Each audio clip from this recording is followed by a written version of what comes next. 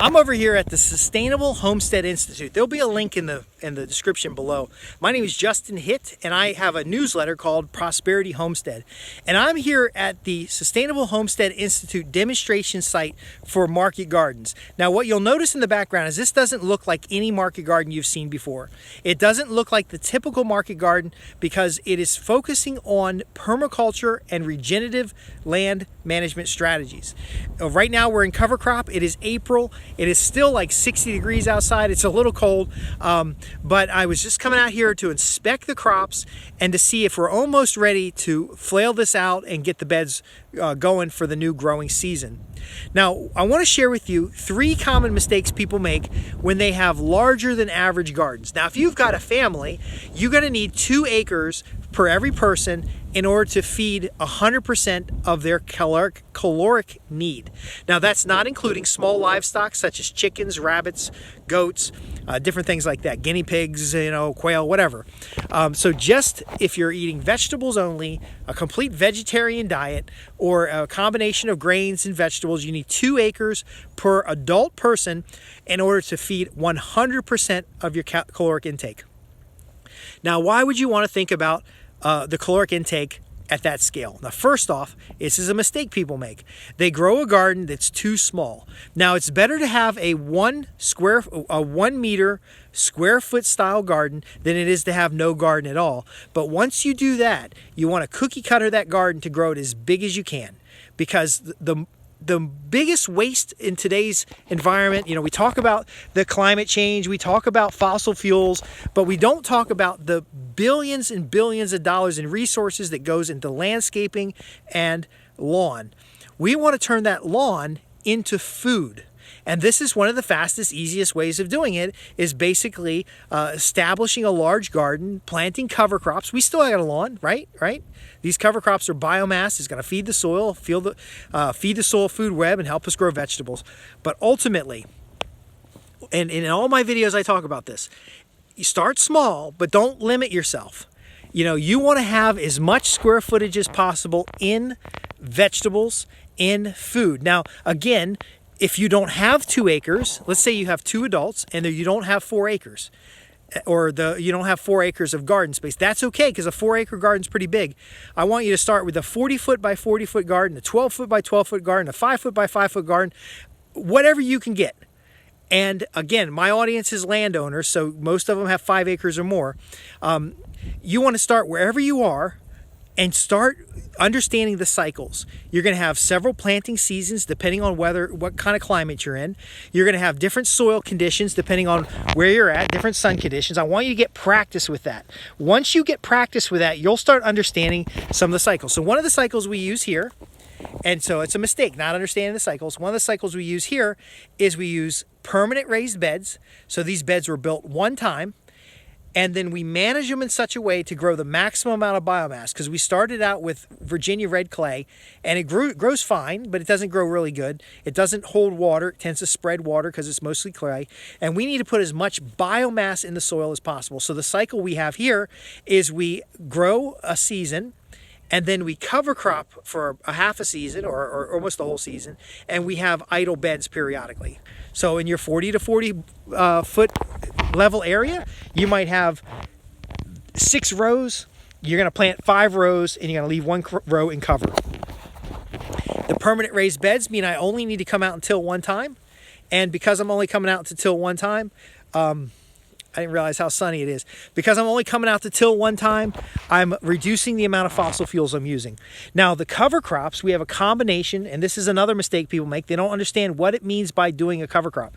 The cover crop has nitrogen-fixing plants, biomass-producing plants that produce biomass both above the soil and below the soil.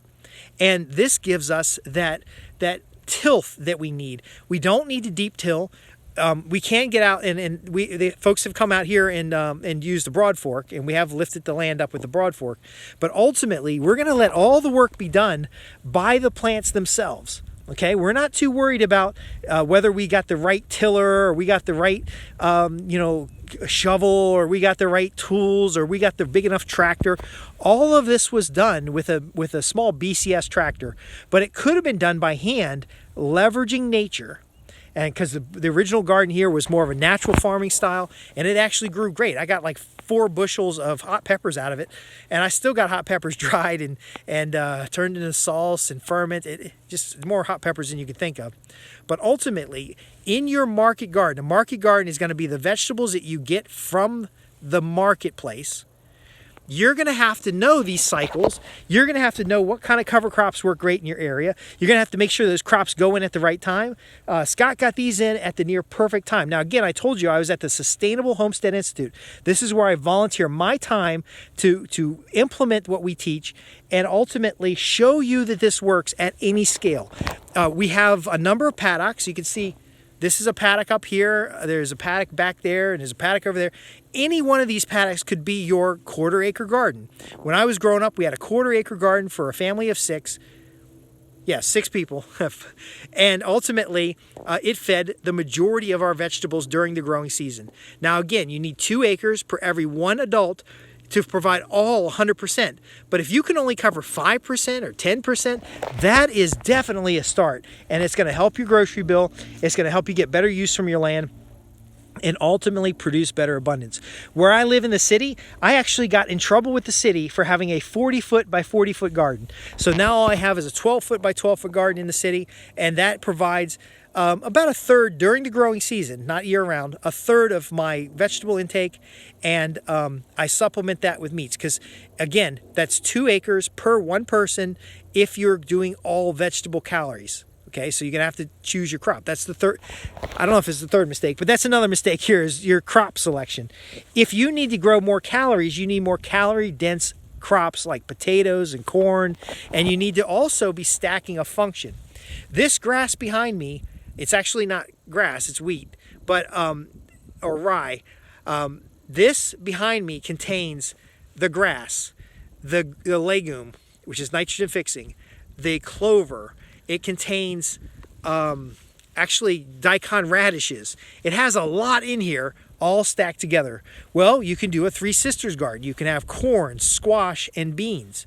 The key is finding those combinations that provide you the maximum value for the land that you have available.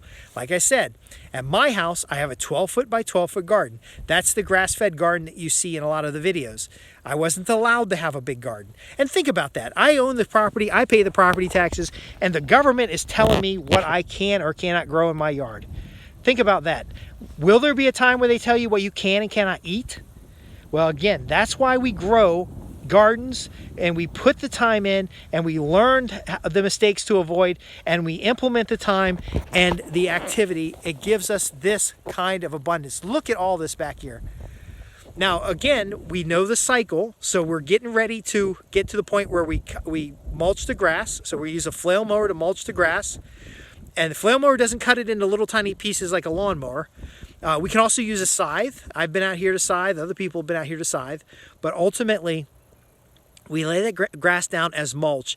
And then essentially, my 12-foot by 12-foot grass-fed garden isn't technically different than this 1.5 acres. Now, the enclosure is 2 acres, but we got about 1.5 acres of garden beds. It's not technically different. And because it's not technically different, you can scale this as large as you want.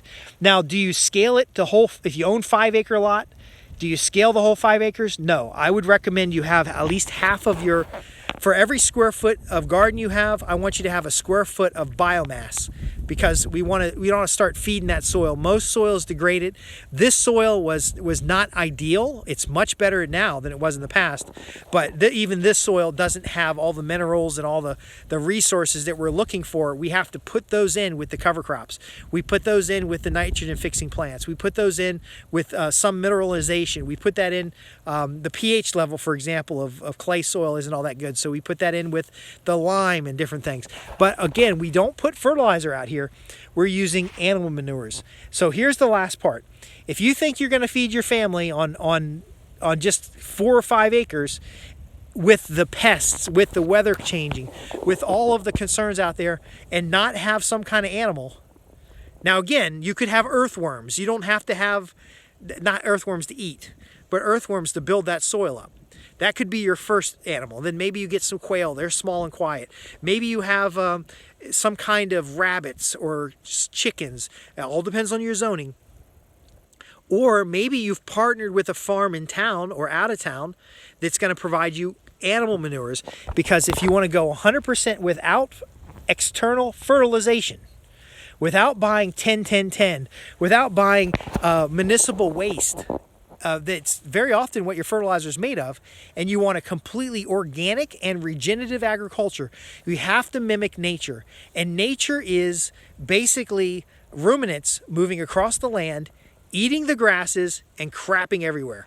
And that's what your cows do. That's what your rabbits do. That's what your goats do. That's what your deer even do. So at my property, I can spread manure. I actually went to a local petting zoo and I said, hey, I'd like to bring a truck over here and get as much manure as I could fit on this basically trailer. And they said, no problem. I gave them a donation and they let me take out 2 cubic yards of mixed animal manures. That worked great.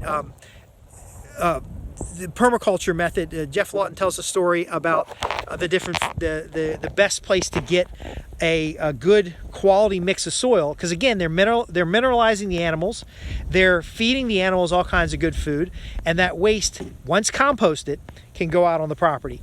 Now again, if you don't have animal waste, you don't have small animals, what other types of waste can you use? Well, you can use the organic waste from your house, the vegetable scraps, the cardboard, all the other things that come through your home that is clean and free of chemicals. You can compost. You can even compost human manure, but I don't recommend human manure on your food crops. You can put them on fruit trees. But again, you need that fertilization cycle. So what we can do here is we can use the cover crops that we grow as a green manure, and we can compost it in the beds by allowing a lot of the crop residue to remain, and we can feed the worms in the soil, and that's going to increase our fertility without buying outside inputs. We could add rabbits to the situation. Rabbits, all they do is eat and crap, and you have to add a high carbon material such as wood chips to their waste because it's high in nitrogen. But again, that'll break down and that can be spread out in the garden. If you have chickens, you can move chickens across the land. Now, I don't want to make this a whole course on how to manage your property, but if you don't understand the value of animals, I know there's a lot of people in the news talking about how cows are destroying the environment. Did you know cows, if properly managed, can be carbon neutral? Because the grass they eat becomes a high fiber fertilizer for the grass that will grow in the future that they will eat. And then they talk about cow farts and stuff like that. They can actually cause more, properly managed, cause more grass to grow than they're actually able to consume. And now you can get bales of straw that you're feeding them during the winter. You can get other materials. It ultimately sequesters carbon into the soil. What we're doing here with these cover crops, because we're not tilling these crops, we're essentially flail mowing them, or cutting them long and letting them rot on the ground. And then any tillage we're doing is simple tillage, about 1 inch or 2 or up to 3 inches, to just basically terminate the crop. We're not losing any carbon that's captured in the soil. So all those deep roots from the cover crops, because we let the cover crops grow deep down in the soil, are actually binding that soil together, building that soil structure, feeding the creatures in the soil, and then ultimately capturing carbon from the atmosphere into the soil. And then the grasses on top are feeding the plants, or feeding the soil, which then the microbes feed the plants. I think there's another mistake too, is people ignoring things like methane digestion, the food soil web, but I'm up on time here. I just wanted to share with you again, all of that is in this land. And if you're a volunteer for the Sustainable Homestead Institute, and again, there's a link in the description below where you can find more about what's going on here. If you come out and volunteer, we'll talk your head off if you want it. You can ask all the questions you have. We have a number of workshops starting on the Saturday, and we'll get you, when you contact the Sustainable Homestead Institute, Scott Vernon will send you a kind of an information sheet about some of the upcoming classes. He's got classes from survival classes to this market garden classes. You might even meet myself, but we are implementing what's called regenerative agriculture and permaculture. There's numerous demonstration elements that we can share with you. There's many opportunities for you to see this in action. I think if you just simply set up a 12-foot by 12-foot garden and just get started where you're at, and avoid the temptation to buy equipment, to buy fertilizers, to have the biggest tomatoes, and ultimately you can see how this works. But again, I can teach you, or you can learn from experience in one day how things are going on here. And so I hope you'll take the time to watch the videos. When you click the link below and go to the Sustainable Homestead Institute's website, you're going to find out all kinds of valuable resources that you can start with. Again, if you're a part of the Prosperity Homestead newsletter, we go into more depth for managing your land. The Prosperity Homestead newsletter is primarily for landowners of 5 or more acres who are interested in really building up that sustainability, that prosperity. It's getting a little cold and my voice is getting dry. Anyway, I'm Justin Hitt from Prosperity Homestead. I'm out here in this beautiful field. Look at that cover crop. Look at all that beauty. It's a little chilly out here. I want to thank you for watching. If you've got any questions, visit www.prosperityhomestead.org. There's a link below for this place that I'm at where you can volunteer, you can come out and take classes, you can come out and see this in action.